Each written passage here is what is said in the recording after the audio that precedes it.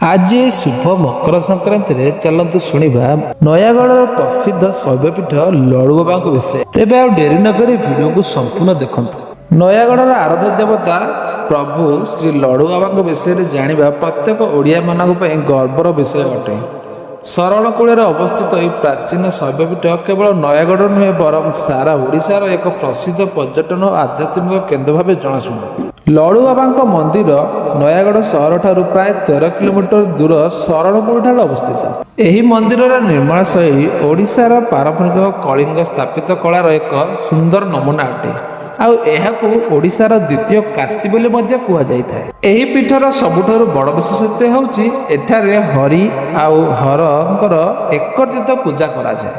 लड़ुबाबांकर लिंगरे तुलसी और बेलपत्र उभय अर्पण करा जाय थाए। लोककथा अनुसार प्रभु लड़ुबाबा एठारे एक शिमिली गछ मूल आविर्भूत होते। आउ से गछ मूल जड़े गौड़र गाई प्रतिदिन आसी आपे आपे क्षीर देउथिला।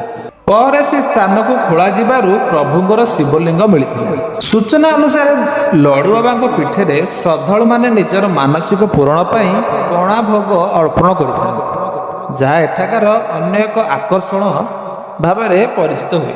आठाकर मंदिर परिसर भितर बहु देवादेवी चित्र रही अछि, जहाँकि श्रद्धालु मान को बहुत आकर्षित करता। जागल मेला अति धूमधाम रे पालित करा जाए। हजार हजार भक्तों से दिन महादीप दर्शन पाई रुंड होता। आ बोलबम समय श्रावण मासरे काउड़िया माने विभिन्न नदी जल आनी प्रभु को अभिषेक करथांती। जय प्रभु लड़ुबाबा जय। आपण माने थरे थरे ए जगह को आसंतु आ बाबांकर आशीष कामना करंतु। रहिली जय बाबा लड़ुकेश्वरंकर जय।